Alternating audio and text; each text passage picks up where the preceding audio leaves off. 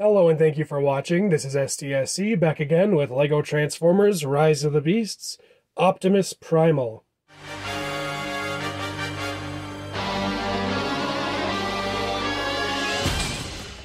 Usually when I make a LEGO Transformer, accuracy is a top priority, but when I built Primal, I decided to go about things a little bit differently. I find the transformation of his movie design really uninspiring. He kind of just stands up.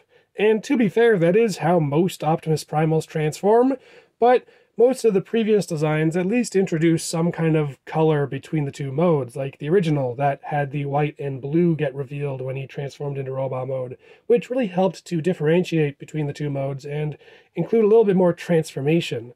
Whereas here he goes from a gray gorilla to a gray robot, and quite frankly I wasn't very interested in building him.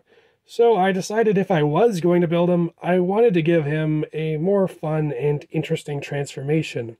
Now that did come at the expense of accuracy, as both modes are a little bit less accurate than they would be if he transformed by just standing up, but personally I think it's more interesting to have a fun transformer than perfect screen accuracy, so I'm content with the decision I made. That's not to say I didn't try to get any accurate details. You can see he has these little round details on his pecs, which are on the screen model. He has this little detail on his head. He kind of has a bit of an Optimus Prime crest almost in the movie, so I've kind of added this here to emulate that. And he's got these big shoulder pads, which are very prominent on the movie design. But turning around, there's not really that many other details I specifically drew from the movie model, and I kind of just made him look cool as I could. For articulation, the gorilla head can look left and right. It can kind of look up, but it starts to look really awkward. The shoulder joint is a bit unconventional, but it has inward and outward movement, forward and backward movement, and a swivel at the bicep. The elbow is a basic mixel joint, allowing for a bend and a swivel, and the fingers are individually jointed. He has universal hips, which can kick in and out as well as forward and back, a 90-degree bend at the knee, and a bend at the foot. There's also a swivel here at the ankle, and depending on the pose of the leg, it can kind of work as an ankle pivot. Primal's beast mode is pretty well articulated and can get into some very dynamic poses. For a size comparison, here we have a minifigure, and here we have Optimus Prime. So you can see he's a very big monkey.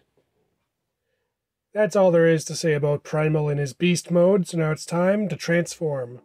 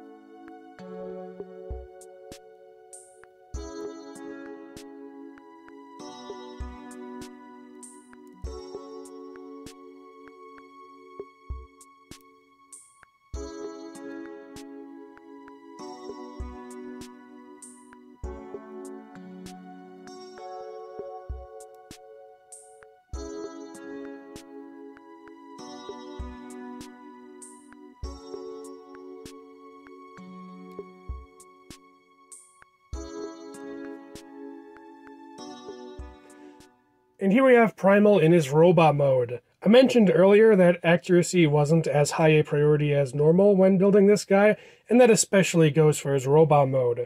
We've seen a lot more of him in his gorilla form in the marketing, so I didn't have nearly as much reference material for this form, and from what we have seen, it seems like his robot mode is kind of nondescript. He seems to have some pretty big shoulder pads and a somewhat rounded chest plate, but really other than that, I couldn't pick up on any key details to emulate, so I was a little bit lost in terms of trying to represent the design. So instead, I tried to just prioritize the transformation and the gorilla form.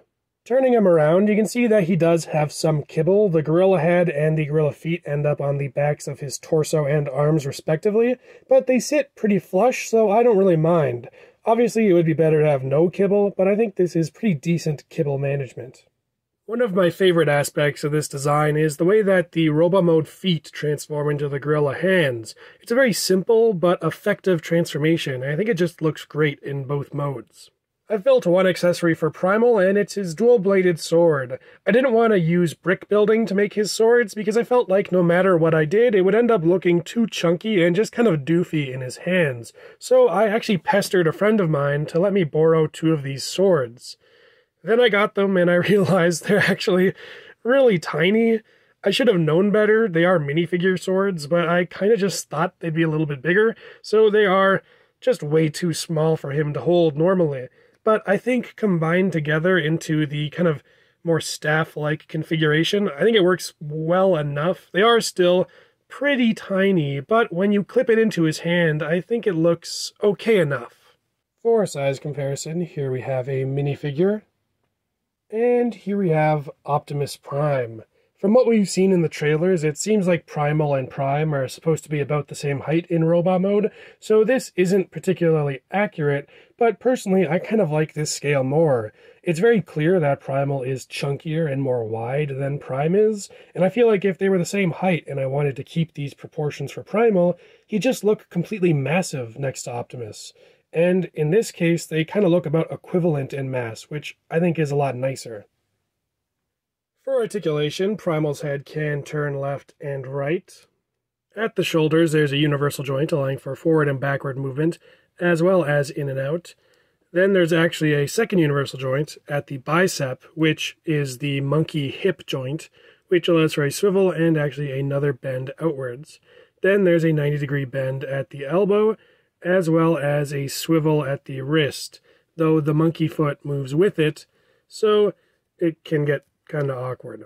His legs are a little bit odd as the joint they're mounted on is actually at an angle. This was done to maximize the height in robot mode and make his hips look like they're mounted a little bit lower on his body. So as they kick forward, they actually kind of kick outward as well. But there is a second joint which can allow you to bring the leg back in, so it looks like more of a natural kick. So there is still roughly all the range you would get from a normal universal joint. It's just a little bit weird. Then he has a basic mixel joint knee, which can get about 90 degrees, and swivel. Primal has a pretty complete set of articulation. The only thing he's really missing is a ankle pivot, but even without that, I think he can look pretty dynamic. When Optimus Primal's design was first revealed, I made the decision that I was only going to build him if I could come up with a way to make his transformation a little bit more interesting. In the end, I'm pretty happy with the compromise I was able to make, even if it leaves him a little bit less accurate. But that's all for now, so I'll see you next time.